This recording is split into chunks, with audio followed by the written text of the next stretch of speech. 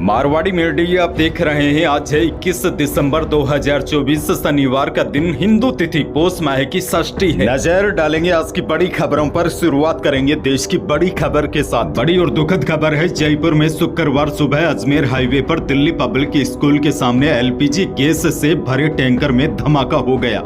हादसे में 11 लोग जिंदा जल गए और 35 लोग झुलस गए। दरअसल हुआ कुछ यूं था, गैस टैंकर को एक ट्रक ने टक्कर मार दी। इससे टैंकर में गैस का रिसाव हुआ जो 200 मीटर तक हवा में फैल गई।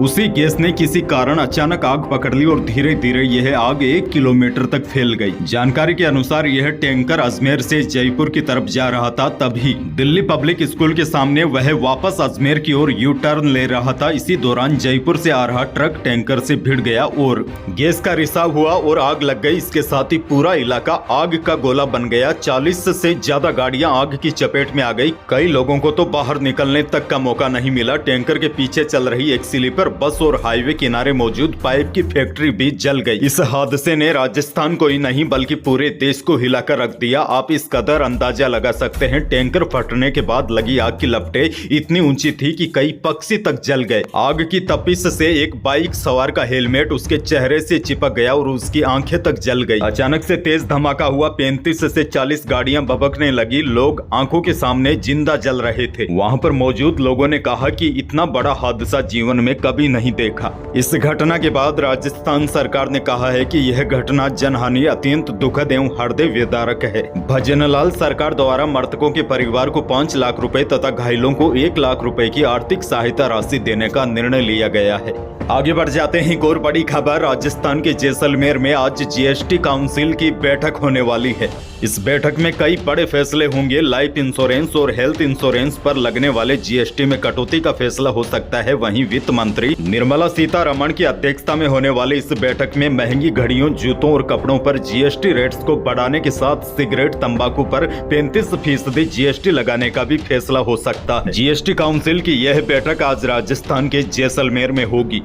आगे बढ़ते हैं। एक और बड़ी और दुखद खबर। हरियाणा के पूर्व मुख्यमंत्री ओम प्रकाश चौटाला का निधन हो गया है।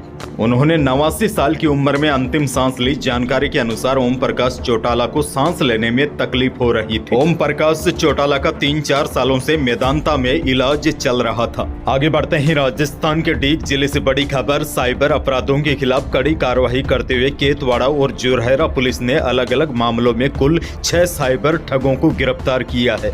यह साइबर ठग कभी पुलिस वाले बनकर तो कभी बैंक वाले बनकर लोगों के पास फोन करके ठगी करते थे। इन आरोपियों से बड़ी मात्रा में फर्जी SIM card, ATM card, mobile phone, cheque book और पासबुक और अन्य आपराधिक उपकरण जब्त किए हैं। यह साइबर ठग दिन में सैकड़ों लोगों को कॉल कर उनको अपने जाल में फंसाते थे, लेकिन पुलिस ने अब इनको गिरफ्तार कर लिया है। यह ठग कई और गिरोह का भी पर्दाफाश कर सकते हैं। आगे बढ़ जाते हैं। एक और बड़ी खबर। विधानसभा का नया सत्र पूरी तरीके से पेपरलेस होगा।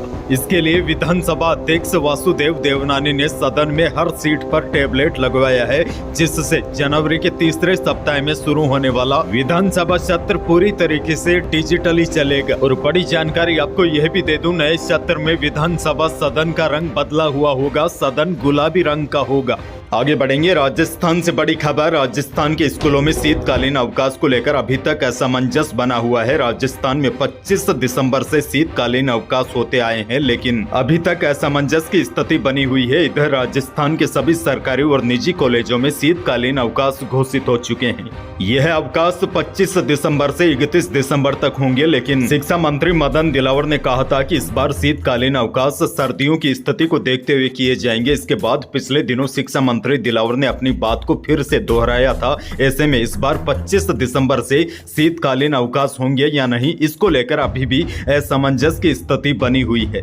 आगे बढ़ जाते हैं। बड़ी खबर। जयपुर अबू धाबी के बीच नई फ्लाइट सेवा शुरू हो गई है। रात 9:30 बजे से अबू धाबी के लिए उड़ान भरेगी। जयपुर और अबू धाबी के बीच हवाई यात्रा अब और आसान हो गई है। यह नई फ्लाइट सेवा सप्ताह में 5 दिन संचालित होगी। बीकानेर से बड़ी खबर। बीकानेर के महाजन में एसीबी ने बड़ी कार्रवाई की है। बैंक कर्मचारी को रिश्वत लेते रंगे हाथों पकड़ा है। दरअसल केसीसी रोल ओवर के नाम पर रिश्वत ली जा रही थी, जिसकी सूचना पुलिस को मिलने पर टीम ने कार्रवाई को अंजाम अंजाम दी। अर्जन सर भारतीय स्टेट बैंक का ये मामला है। बैंक में एसीबी की कार्रवाई की गई। गुस्साई राजना निवासी की शिकायत पर एसीबी ने छापा मारा। आगे बढ़ जाते हैं। किसानों के लिए बड़ी खबर है। किसानों का जैविक खेती की ओर रुझान बढ़ाने के लिए सरकार ने इस बार नई पहल शुरू की है। इसको लेकर सरकार ने नई स्कीम लॉन्च किया है। जैविक खेती को बढ़ावा देने के लिए सरकार ने गोवर्धन जैविक उर्वरक योजना शुरू की है। इस योजना के अंतर्गत 2024 और 25 में राजस्थान में 18,900 वर्मी कंपोस्ट इकाइयां स्थापित करने का लक्ष्य रखा गया है। इससे किसानों की आय में मुनाफा होगा और रासायनिक खेती में भी कमी आएगी।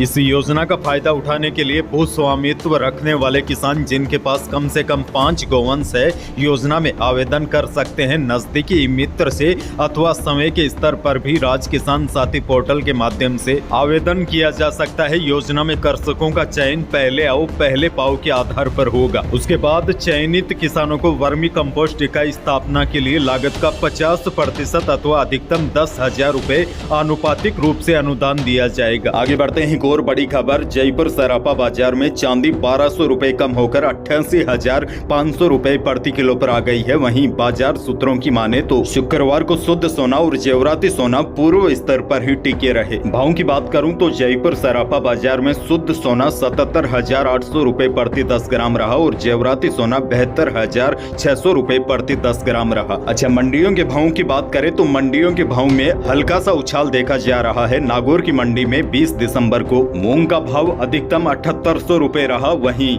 गवार 4900 रुपए रहा। जवार 4000 रुपए रही। और बीकानेर की नोखा की मंडी में मोठ का भाव अधिकतम 5070 रुपए रहा। मूंग का भाव 75,000 रुपए रहा। गवार का भाव 5070 रुपए रहा। और नोखा की मंडी में नई मूंगफली का भाव अधिकतम 5500 रुपए रहा।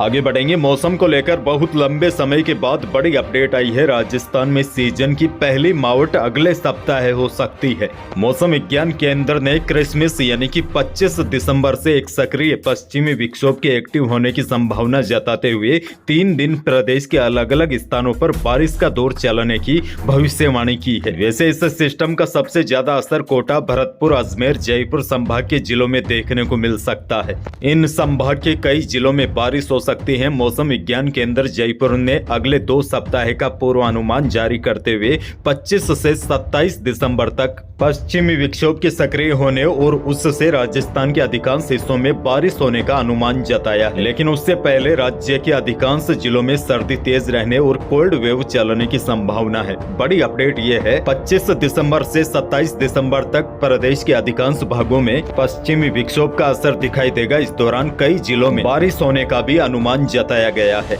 यही थी आज की बड़ी और महत्वपूर्ण खबरें। वीडियो को लाइक करना बिल्कुल न भूलिए और चैनल पर नए हैं तो सब्सक्राइब जरूर कीजिए ताकि आप अपडेट रहे बड़ी और काम की खबरों से। धन्यवाद।